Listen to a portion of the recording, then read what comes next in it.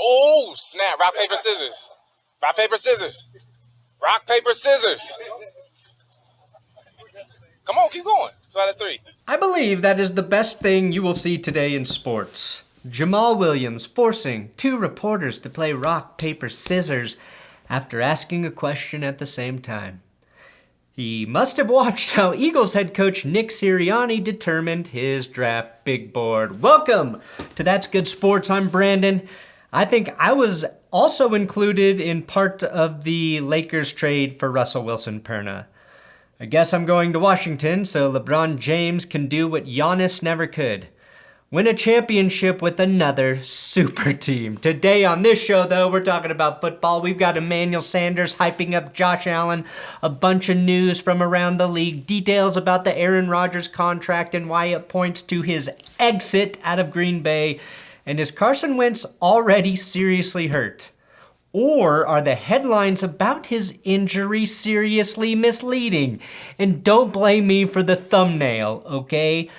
Carson Wentz out indefinitely? Them's Adam Schefter's words, not mine. Whew, that's good sports.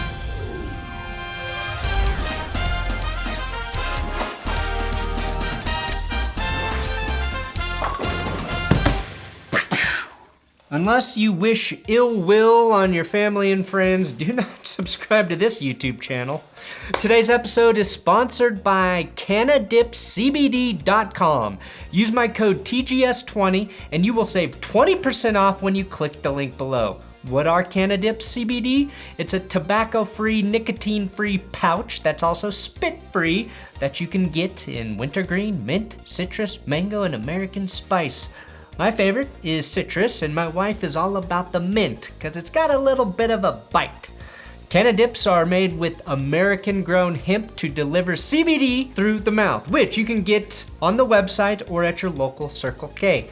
Here's what's awesome. Canadips is giving away an NFL game experience. So go to Canadips.com and click the Game of the Year link on their homepage to enter. A winner will be selected by August 31st. If you win, you can go to any game in any NFL city with a +1 that includes airfare, a luxury hotel, and great seats at the game. CanadipCBD.com, click the Game of the Year link, or go to @Canadips Instagram and click on the link in the bio. Alright, it's time for a brand new segment here at That's Good Sports. Sorta. I'm calling it Headlines. Creative, I know, but it's a quick look at what happened in the NFL this week with great to terrible one-liners. An MRI revealed that quarterback Dak Prescott suffered a muscle strain in his throwing shoulder. Get ready for the MRI on his back after he carries the whole fucking team this year. The Texans have Deshaun Watson wearing number 23 and playing scout team safety. My guess is by next week, that number will drop down to 22. Some sad news, Jake Butt has retired from the NFL. I'm not gonna rag on the Broncos for taking Jake Butt 1 pick in front of George Kittle, but they took Jake Butt 1 pick in front of George Kittle. Quinn Ewers is considering skipping his senior year to attend Ohio State. Outside of being the number 1 recruit in the country, is he just Drew Lock with Gardner Minshew's hair and Phillip Rivers' arm? I don't know, but I can't wait to watch that guy play college football and then for my Denver Broncos to not fucking draft him when they get the chance. Second overall pick, Zach Wilson and the Jets have finally agreed to a deal. That means the Jets have gone from 2 quarterbacks who have never thrown an NFL pass to 3 quarterbacks who have never thrown an NFL pass on their roster. The Giants cut Kelvin Benjamin and signed Alfred Morris. Someone may need to explain to Joe Judge what year it is. Aaron Donald, Travis Kelce, Devontae Adams, Jalen Ramsey, and Patrick Mahomes all made the 99 club for Madden 22. Good job, players! Now, assuming his body continues to never decompose, Tom Brady in a few years may become the first Madden player with the 99 rating, who is also 99 years old. And Tim Tebow catches a touchdown pass from Trevor Lawrence. Why is this important? Is it because this proves Tebow can get open against an NFL defense? No, it's important because it shows Urban Meyer exactly which member of the Jaguars secondary he can cut first for letting Tebow get that open. And those were your NFL headlines. Okay, Colts fans, you might have cause to worry about Carson Wentz. The new quarterback left practice early today after feeling a twinge in his foot. My advice to Carson Wentz, though, throw footballs instead of napkins, and maybe you won't get hurt, you fucking idiot.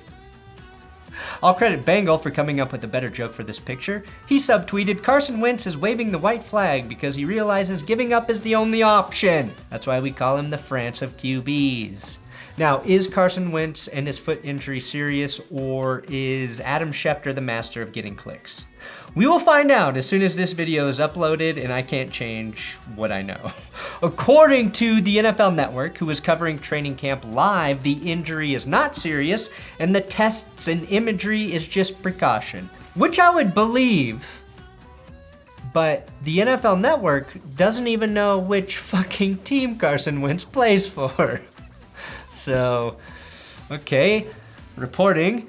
According to Adam Schefter, Colts quarterback Carson Wentz is out indefinitely as he undergoes further testing on a foot injury that he suffered at the end of Thursday's practice per at Mike Wells NFL and me. Okay, so maybe Adam Schefter wasn't screaming with that emphasis like I was, but when you say indefinitely, you're leading people to believe the injury may be serious. Indefinitely simply means an undetermined amount of time, right? But when we hear it in reference to sports and athletes' injuries, it typically means he's gonna be out for a while. And I'll be damned, it looks like the truth is somewhere in the middle, just like the Aaron Rodgers situation. According to Mike Garafolo, Carson Wentz will see a noted foot specialist, one Robert Anderson, in the near future, and a firmer timeline for his return will be established at that point.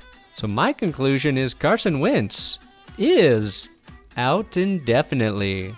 Also, Mike Garafolo and Ian Rappaport were rather hilarious on NFL Network today. I'm about to throw it back to Andrew Siciliano, but you got one last chance to get me back for that short joke if you want. You are bald.